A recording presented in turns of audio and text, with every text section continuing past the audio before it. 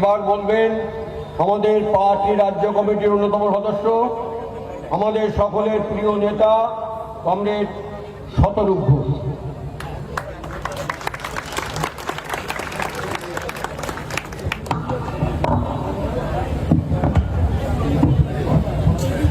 Comrade সভাপতি এতক্ষণ বলছিলেন, মঞ্চে আছেন পলাশদা আছে, আমাদের নেতা সেলিমদা আছেন, কমরেড সেলিম লায়ন, রাজুদা আছে, এছাড়াও আমাদের বাকি নেতৃত্ব কর্মী সংগঠক যারা এখানে আছেন, আপনারা যারা দূর থেকে আমাদের কথা শুনছেন, আমার গুরুজনেরা, আমার ভাইয়েরা, বোনেরা, বন্ধুরা। দেখুন, আমরা শুরু করার আগে সভাপতি যখন প্রথম বলছিলেন, হিসেব দিচ্ছিলেন যে এখানকার যে চেয়ারম্যান আছে দীপঙ্কর, তার ওখান থেকে কত টাকা, ৮০ লক্ষ টাকা উদ্ধার হয়েছে তার দপ্তর থেকে, তার পুরসভার অফিস থেকে। তার বাইরে তার মোট ব্যাংকের যা সম্পত্তি রয়েছে তার মধ্যে একটা দুটো অ্যাকাউন্টের এখনো অব্দি হিসেব পাওয়া গেছে, আরো অ্যাকাউন্ট আছে। আপনারা জানেন তো, অ্যাকাউন্টে চোরেরা চুরির বেশি টাকা অ্যাকাউন্টে রাখেন, ১০০ টাকা চুরি করলে 10 টাকা অ্যাকাউন্টে রাখে, বাকি 90 টাকা বেনামে বিভিন্ন জায়গায় ছড়িয়ে ছিটিয়ে রাখে। তো নিজের নামে যা টাকা সম্পত্তি পাওয়া যাচ্ছে তার একটা হিসেব মোটামুটি এখানে দিলেন, তাতে আমরা দেখলাম যে মোটামুটি 5 কোটি টাকার মতো চুরির সম্পত্তি একটা চেয়ারম্যান কামিয়েছে। তো চেয়ারম্যান যদি 5 কোটি টাকা সম্পত্তি কামিয়ে থাকে, তাহলে এখানকার যে এমএলএ আছে লিটন, সে কত কোটি টাকা কামিয়েছে? আর যদি এমএলএ অত টাকা কামিয়ে থাকে, তাহলে এখানকার এমপি আজকে বেঁচে নেই, আমি তার নামে এনে আর নতুন করে এখন তাকে আক্রমণ করতে চাই না। ধরুন পাশের কেন্দ্রের এমপি ওই কলকাকুলি, ওকে কলকাকুলি বলি, আরজি করার পরে সে ইন্টারভিউ দিয়েছিল যে পশ্চিমবাংলায় নাকি মহিলা যারা ডাক্তার হতে চায় নাকি কোলে বসে পরীক্ষা দিয়ে তবে তারা ডাক্তার হয়। ও কার কোলে বসে পরীক্ষা দিয়ে ডাক্তার হয়েছিল জানি না।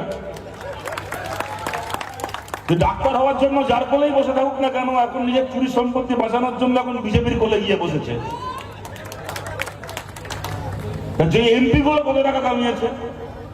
5 কোটি টাকা যদি চেয়ারম্যান কামিয়ে থাকে, তাহলে কম করে 50 কোটি টাকা এমএলএ কামিয়েছে, কম করে 500 কোটি টাকা এমপি কামিয়েছে। তো 5 কোটি টাকা চুরি করা চেয়ারম্যান আর পঞ্চায়েতের মেম্বার গুলো জেল খাটবে, ওরা ডিমের বাড়ি খাবে। আর 50 কোটি টাকা 500 কোটি টাকা চুরি করা এমএলএ আর এমপি গুলো বিজেপির কোলে বসে থাকবে। এই জিনিস আমরা বরদাস্ত করবো, এই জিনিস আমরা মেনে নেব। যারা বিজেপিকেও ভোট দিয়েছিলেন যে সাধারণ মানুষ, কেউ আমাদের শত্রু নন, তাদেরকে জিজ্ঞেস করছি, এই দৃশ্য দেখার জন্য ভোট দিয়েছিলেন? কোটি কোটি টাকা সম্পত্তি বানিয়েছে যে এমএলএ গুলো। এই এমএলএ সম্পর্কে শুভেন্দু অধিকারী মুখ্যমন্ত্রী হওয়ার পরে বলেছিলেন যে এই লিটন নাকি এই বাদুড়িয়ার চেয়ারম্যানের কাছ থেকে নাকি 9 কোটি টাকা নিয়েছে। মুখ্যমন্ত্রীর কাছে নাকি হিসেব আছে। স্বয়ং মুখ্যমন্ত্রীর চেয়ারে বসে শুভেন্দু অধিকারী কথা বলেছিলেন, যদি একটা চেয়ারম্যানের কাছ থেকে 9 কোটি টাকা নিয়ে থাকে, তাহলে বাকি কোথা থেকে জেলা পরিষদের কর্মাধ্যক্ষ ছিল, বাকি কোন জায়গা থেকে কত কোটি টাকা কামিয়েছে আমার থেকে ভালো আপনারা জানেন। এত কোটি টাকা যারা চুরি করবে, এত কোটি টাকা কামাবে, তারা রাত্রিবেলা এয়ারপোর্টের পাশে হোটেলে গিয়ে মুখ্যমন্ত্রীর সঙ্গে বসে চুপি চুপি মিটিং করে তারা সবাই ভালো ছেলে হয়ে যাবে, তারা সবাই ভালো মেয়ে হয়ে যাবে, তারা চুরির সম্পত্তি বাড়িতে বসে ভোগ করবে। বিজেপিকে ভোট দিয়েছিলেন যে সাধারণ মানুষ, তাকেও জিজ্ঞেস করছি, বলুন এইটাকে আমরা বরদাস্ত করব, এইটা আমরা হতে দেব নাকি এটা আমরা হতে দেব না পশ্চিমবাংলায়? আজকে বছরের পর বছর এই বাদুড়িয়া থেকে শুরু করে, স্বরূপনগর থেকে শুরু করে, দেগঙ্গা, হাবড়া, মিনাখা থেকে শুরু করে বসিরহাটের বিভিন্ন এলাকা যেখানে সংখ্যালঘু মানুষ বিশেষ করে বসবাস করেন, এলাকা এলাকায় গিয়ে এই তৃণমূলের নেতাগুলো পার্টি অফিস দখল করেছিল, আমাদের মিটিং করতে দেয়নি, মিছিল করতে দেয়নি, পঞ্চায়েতে প্রার্থী হতে দেয়নি, প্রার্থী হতে গেলে জোর করে হুমকি দিয়ে প্রার্থীপদ প্রত্যাহার করিয়েছে, যেটা পঞ্চায়েত দখল করেছে, সবকিছু করে তাদের বক্তব্য কি চুরি করেছে, ডাকাতি করেছে, সবকিছু করে একটাই বক্তব্য, দেখো যা করছি সব মেনে নাও, তারপরও বাপ্পা বলে আমাদের সঙ্গে থাকো। কেন না, আমরা কিন্তু বিজেপির বিরুদ্ধে লড়াই করছি, একমাত্র আমরা তৃণমূল কংগ্রেস বিজেপির বিরুদ্ধে লড়াই করছি। তাই আমরা সিপিএম কে এখন মারবো, আমরা কংগ্রেসকে মারবো, আমরা আইএসএফ কে মারবো, কাউকে আমরা পঞ্চায়েতে লড়তে দেবো না। আমরা পঞ্চায়েত দখল করে কোটি কোটি টাকার সম্পত্তি বানাবো, সব তোমাদেরকে মুখ বুঝে মেনে নিতে হবে। কারণ আমরা যদি না থাকি তাহলে কিন্তু বিজেপিকে আটকানোর কেউ থাকবে না। এখন রাজ্যে বিজেপি সরকার এসছে, কারণ বিজেপিকে আটকানোর নাম করে এই যে লিটনের মতো হারামখোরগুলো দিনের পর দিন অত্যাচার করেছে, এই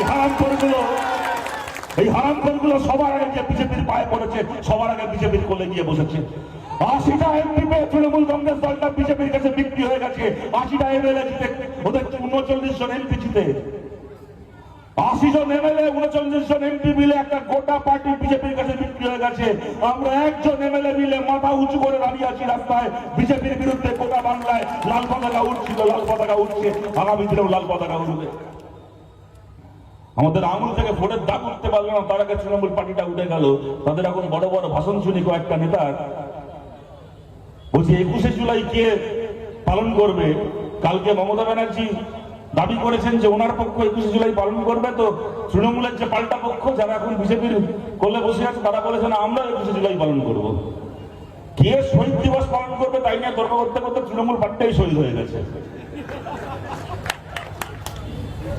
মরা মানুষকে আপনি ওষুধ দিয়ে কি করবেন? মরা মানুষকে ইঞ্জেকশন দিয়ে কি করবেন? ভাই তোদের পার্টিটা উঠে গেছে, তোদের পার্টিটা মরে গেছে। তোরা মিটিং কর, তোরা মিছিল কর, তোরা সমাবেশ কর, তোরা যা পারিস কর না কেন, তোদের পার্টির ডেথ সার্টিফিকেট লিখে দিয়েছে পশ্চিমবাংলার মানুষ। আমরা 15 বছর বিরোধী থেকেছি, ওরা 15 দিন বিরোধী থাকতে পারলো না, তার আগে একটা গোটা পার্টি উঠে গেল।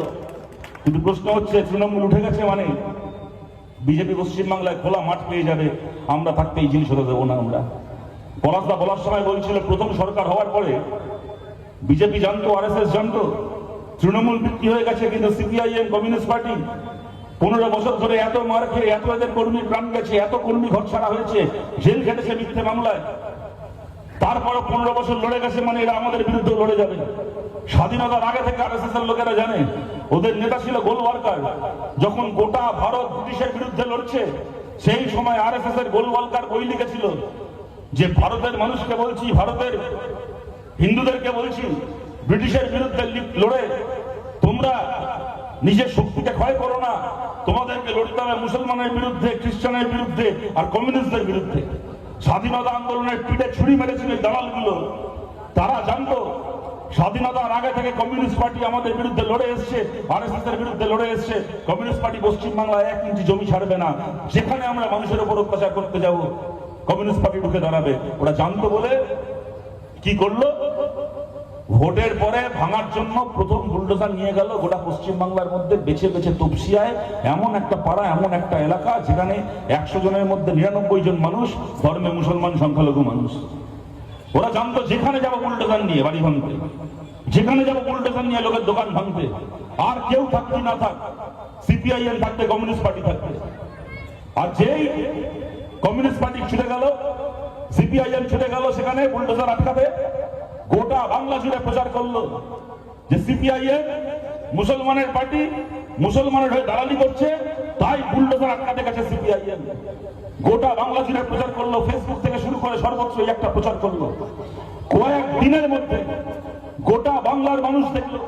প্রশ্ন এখানে হিন্দু মুসলমানের নয়, যে বুলডোজার নিয়ে ওরা তপসিয়ায় গরিব মানুষের দোকান ভেঙেছিল, সেই বুলডোজার নিয়ে ওরা হাবড়ায় হিন্দু মানুষের ঘর ভাঙলো, হিন্দু মানুষের দোকান ভাঙলো। ওই এক বুলডোজার দিয়ে, বিজেপির বুলডোজার, সে হিন্দুও চেনে না, মুসলমানও চেনে না, গরিব মানুষের ঘর, গরিব মানুষের দোকান, সে হিন্দু হোক মুসলমান হোক, বুলডোজার দিয়ে ভাঙতে গেছে গোটা পশ্চিমবাংলায়।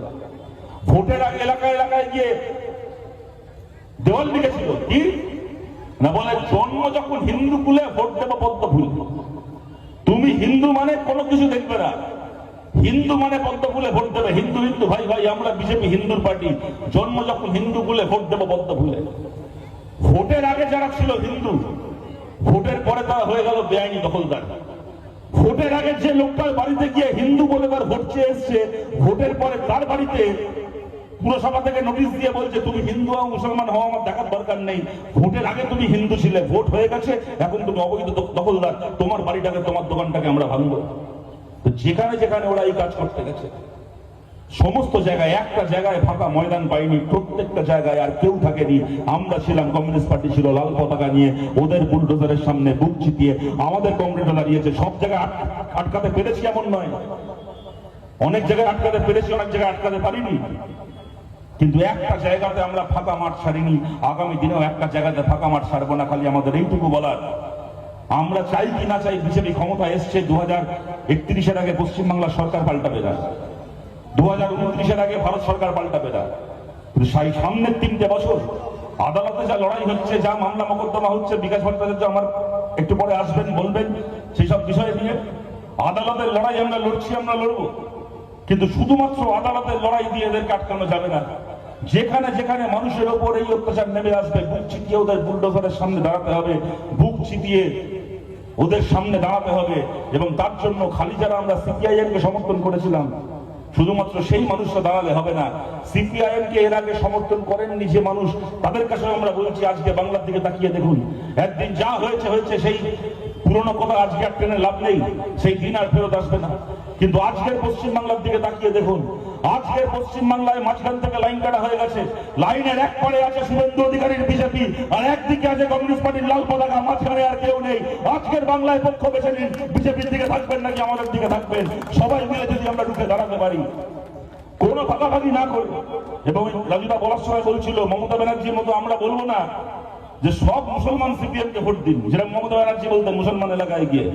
সব মুসলিম ভাই বোনকে বলছি তৃণমূলকে ভোট দিন। মমতা ব্যানার্জি ওই রাজনীতি করতেন বলে, ওই রাজনীতি দেখিয়ে আজকে বিজেপি পশ্চিমবাংলায় ক্ষমতায় এসছে। কেন খালি মুসলমান কেন বিজেপির বিরুদ্ধে ভোট দেবে? বাংলার হিন্দু মানুষ, বাংলার সাধারণ খেটে খাওয়া হিন্দু মানুষ, তারা কোন কালে সাম্প্রদায়িকতাকে সমর্থন করেছে? কোনোদিন করেনি। দেশভাগের যন্ত্রণায় যেখানে আমরা মিটিং করছি, এখান থেকে কয়েক কিলোমিটার দূরে ইছামতি নদী, বাংলাদেশ বর্ডার, এখানে ঘরে ঘরে এরকম উদ্বাস্তু, পাড়ায় পাড়ায় এরকম উদ্বাস্তু পরিবার আছে, যাদের বাপ দাদাদেরকে, বাপ ঠাকুরদাদেরকে ওপার বাংলা থেকে চোখের জল ফেলতে ফেলতে চলে আসতে হয়েছিল। তারপরও স্বাধীনতার পরে আজকে 70 বছর ধরে পশ্চিমবাংলার হিন্দু মানুষ, সাধারণ খেটে খাওয়া হিন্দু মানুষ একটা দিনের জন্য সাম্প্রদায়িক শক্তিকে প্রশ্রয় দেননি। চিরকাল বাংলার সাধারণ হিন্দু মানুষ সাম্প্রদায়িক শক্তির বিরুদ্ধে দাঁড়িয়েছে। মমতা বন্দ্যোপাধ্যায় এসে এমন রাজনীতি করলেন যেন হিন্দু মানেই সে বিজেপি, তাই সব মুসলমানকে তৃণমূল হতে হবে। এই রাজনীতি করে মমতা বন্দ্যোপাধ্যায় বাংলার সাধারণ হিন্দু মানুষের একটা বড় অংশকে বিজেপির দিকে ঠেলে দিয়েছেন। কোনো দরকার ছিল না এই রাজনীতি করার, কোনো দরকার ছিল না এই রাজনীতি করার। বাংলার হিন্দু মুসলমান চিরকাল একসঙ্গে বাংলাকে রক্ষা করেছে বিজেপির হাত থেকে, ভবিষ্যতেও করত, আমরা জানি ভবিষ্যতে করবে। আমরা বলছি, কে হিন্দু, কে মুসলমান, কে দলিত, কে আদিবাসী, কে খ্রিস্টান, কমিউনিস্ট পার্টি কোনোদিন সেই বিচার করবে না, সেই ভাগ করবে না। লাল পতাকা হাতে নিয়ে বাংলার খেটে খাওয়া হিন্দু মুসলমান সবাইকে একজোট হওয়ার আমরা আবেদন করছি। যারা যারা মনে করেন আজকে বলা নেই, কোয়া নেই, মানুষের ঘর ভাঙা, আজকে অভিষেক ব্যানার্জি, মমতা ব্যানার্জির ভাইপো, আপনাদের মনে আছে বিধানসভার ভোট হলো 2-3 দিনের মধ্যে টিভিতে ব্রেকিং নিউজ কি না, অভিষেকের বাড়িতে নাকি কলকাতা পুরসভা থেকে নোটিশ দেওয়া হয়েছে, অভিষেকের বাড়ি বেআইনি বুলডোজার দিয়ে ভাঙা হবে, নোটিশ দেওয়া হয়েছে। আজকে নেই নেই করে 1.5 মাসের উপর হয়ে গেল সেই ঘটনা। আজ অব্দি অভিষেক ব্যানার্জির বাড়িতে একটা আঁচড় দিতে যায়নি কেউ। কত নোটিশ দেওয়া, সিআইডির যাওয়া, টিভিতে খবর, ভাষণ পাল্টা ভাষণ, বিবৃতি পাল্টা বিবৃতি, সব দেখলাম। অভিষেককে তার জন্য আদালতও যেতে হয়নি, আদালত কোনো স্টে অর্ডারও দেয়নি, এমনি এমনি কলকাতা পুরসভা নোটিশ দিয়ে ভুলে গেল। আজ অব্দি অভিষেক ব্যানার্জির বাড়িতে একটা লোক 1.5 মাস হয়ে গেল একটা আঁচড় কাটতে দেয়নি, আঁচড় কাটতে চাইনি। আর আজকে হাবড়া থেকে শুরু করে, যাদবপুর থেকে শুরু করে, কোচবিহার থেকে শুরু করে, আলিপুরদুয়ার থেকে শুরু করে, বর্ধমান থেকে শুরু করে, সাধারণ খেটে খাওয়া গরিব মানুষ যেখানে বসবাস করেন সেখানে নোটিশ না দিয়ে বাড়ি ভেঙে দিচ্ছে, নোটিশ দিয়ে 48 ঘন্টার মধ্যে বাড়ি ভেঙে দিচ্ছে। শুক্রবার রাত্রিবেলা নোটিশ দিয়ে আসছে, জানে শনি রোববার কোর্ট বন্ধ থাকবে। শুক্রবার রাত্রিবেলা নোটিশ দিয়ে রোববার রাত্রিবেলা ভাঙচুর করে দিচ্ছে, লোকগুলোকে কোর্টে যাওয়ার পর্যন্ত সময় দিচ্ছে না। চোখের সামনে এগুলো দেখে আমাদের বুঝতে অসুবিধা হচ্ছে যে এই বুলডোজার কোনোদিন অভিষেকের বাড়িতে চলবে না, এই বুলডোজার কোনোদিন মমতার বাড়িতে চলবে না, এই বুলডোজার চলবে হিন্দু হোক, মুসলমান হোক, গরিবের উপর দিয়ে। যদি আপনি মনে করেন যে এটা অন্যায়, এটাকে রুখে দাঁড়াতে হবে এর বিরুদ্ধে, তাহলে আমরা খুশি হতাম। আর 5টা দলের সঙ্গে আমাদের যা লড়াই থাক না কেন, যদি এই প্রশ্নে সবাই রাস্তায় থাকতো আমরা খুশি হতাম। আমরা চাই, আমরা আশা করি আগামী দিনে যেন বাকি দলও রাস্তায় দাঁড়ায়, আমরা খুশি হবো তা দেখলে। কিন্তু আজকের তারিখে আমরা দাঁড়িয়ে আছি, কমিউনিস্ট পার্টি রাস্তায় দাঁড়িয়ে আছে। যদি আপনারা মনে করেন যে এই লড়াই ন্যায্য লড়াই, তাহলে এই মিছিলে আমাদের পাশে এসে দাঁড়ান, এই লড়াই আমাদের পাশে এসে দাঁড়ান। আমরা 5 জন 10 জন মিলে বুলডোজার আটকাতে পারবো না, কিন্তু 500 জন, 5000, 5 লক্ষ মানুষ মিলে এই বুলডোজারকে আমরা আটকাতে পারবো। শুভেন্দু অধিকারী সরকারের এই সরকারি এই হুকুম জারিকে আমরা বন্ধ করতে পারবো পশ্চিমবাংলা, যদি আপনারা আমাদের পাশে থাকেন।